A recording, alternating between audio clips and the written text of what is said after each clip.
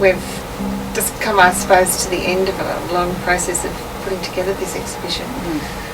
And we've had some very challenging conversations, and including conversations within ourselves about this very tricky topic, climate change. And there have been moments where I've been unsure of how to hold the space. I suppose that's but we've created a physical space and filled it. And filled it. And it's got an ongoing sense. I'm Jason, and I'm one of the practitioners involved with living data, and I also help cooperate with Lisa in some of the technical realisations. And I'm very interested, particularly in symbolism, but also in, I think, notions of trauma and suffering, particularly around the climate change, inform my artwork in that area. I think I'm not always consciously, so I'm very interested in work around in those areas. And also working in art that's actually directly related to science and climate change is very new for me, so I'm hungry for input to feed that work. I'm Sally. We have to be invited here by Lisa. We've talked really over a long time about how we might get to work together once I got through the Richard PhD, which I've finally done, which was on psychological responses and experience of being engaged with climate change. So I guess at a stage now we have to think how to put some of what I've been exploring by myself and with a group of others out to use in the world. The big practical conclusion was that we absolutely need more community spaces for conversations about climate change, that it's a topic that's become in many ways quite a social taboo, and people find it very difficult to go into conversations. On one level, so it gets let out, but in the areas where people are working in a very engaged way, through activism particularly, or scientifically or environmentally, the space is so charged with urgency as well as underlying feelings, often around despair and frustration, that there's not been the kind of space there that we can safely held where people can process what's going on for them emotionally and psychologically and being ongoingly engaged. So those are both areas that came out for me.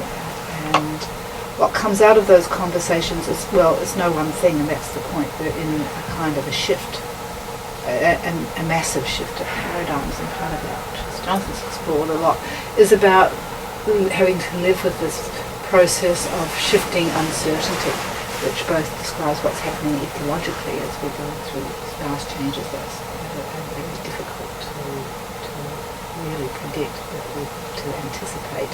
Something is happening, we know something's happening. And how to live in this kind of world and in this kind of culture that's coming out around us. Sort of focus to look at those paradigm shifts that are going on.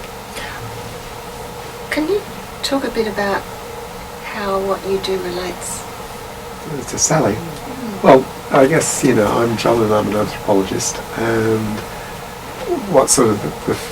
what makes anthropology in a way is that we like to look at how people actually interact in daily life at a very kind of local level. So that involves, whether we want it to or not, sort of psychological functions. It also relates to how do people conceive the world around them, how do they understand it, how do they act in that kind of world, how do they shape that kind of world.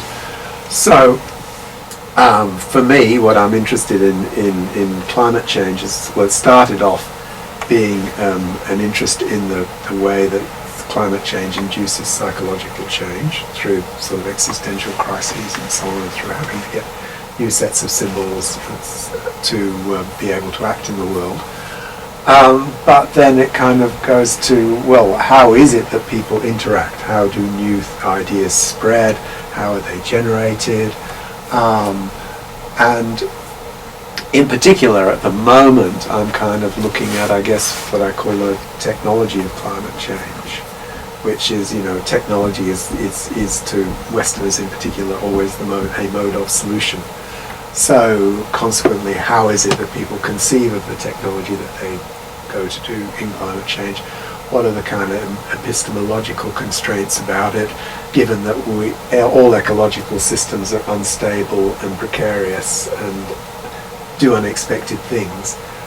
What would we ever be able to get a predictable response to our usage of technology, and what would that do to people socially? And and again, that goes back to, okay, what are the social responses that people have towards climate change, and how do they persuade each other of stuff? So it ties in with Sally's stuff at a very basic level, because we're both sort of come out of the same kinds of psychological theories, which is Jungian. And we both kind of don't think that you can analyse people as individuals alone. You have to look at the environments they live in. You have to look at the kind of groups they form.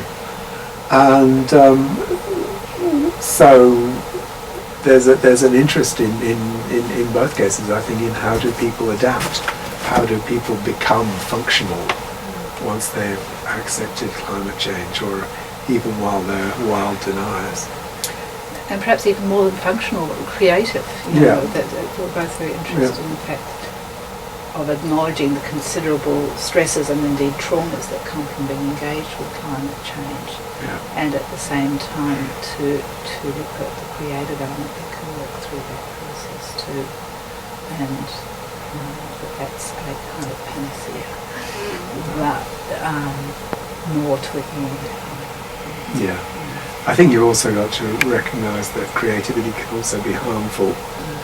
You know, it's not necessarily always a good thing. It can lead people into dead ends, and it can, in fact, make incredibly compelling dead ends. So there needs to be some kind of interface with, reality testing, if you like, as well.